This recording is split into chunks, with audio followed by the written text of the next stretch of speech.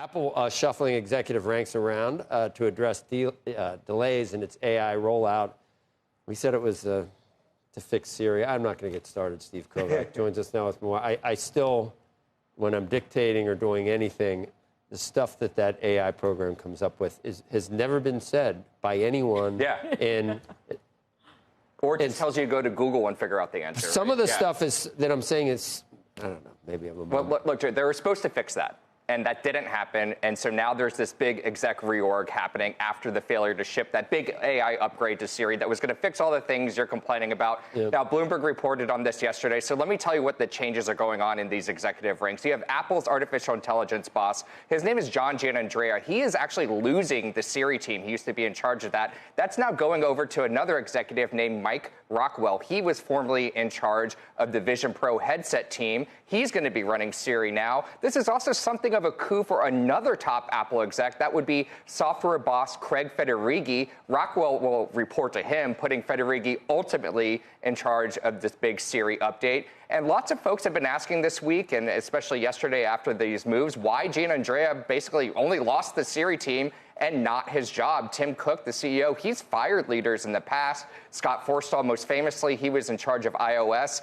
and they put out that bad Apple Maps update back in 2012 that led to his firing. Another interesting angle here with Rockwell running Siri. Yes, when he shipped the Vision Pro, it worked on time. It works just as advertised. It shipped on time, but it's not a product that's exactly setting the world on fire. And getting Siri AI right is way more important than getting the Vision Pro right, at least in the near-term future for Apple. No word from Apple how they really plan to turn things around. No comment on the news yesterday. All they've said so far is we need more time to get this AI update to Siri working properly. In the meantime, there's just some chatter going around. That's not going to happen until next year at the very earliest. Some people are even talking about 2027 until this happens. So if you're an Apple investor out there and you believe there's an AI iPhone super cycle coming, you're going to have to wait at least another year, guys.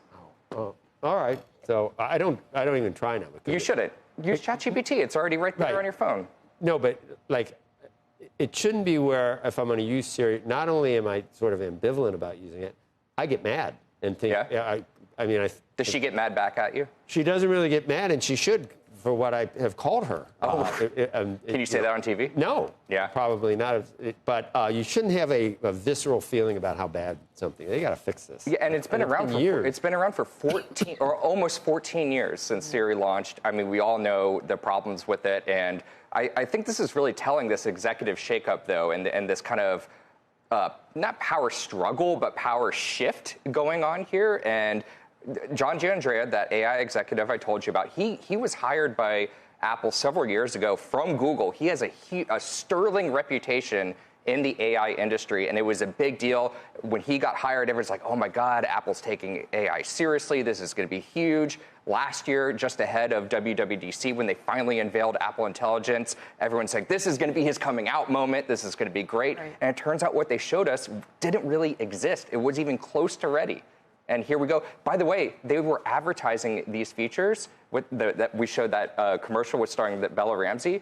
There's now a class action lawsuit going on saying false advertising. But there's nothing there. There's nothing there. So this, if I were to read between the lines, it would tell me that whatever they're going to announce in terms of the new Siri AI, whatever it is even that much more delayed.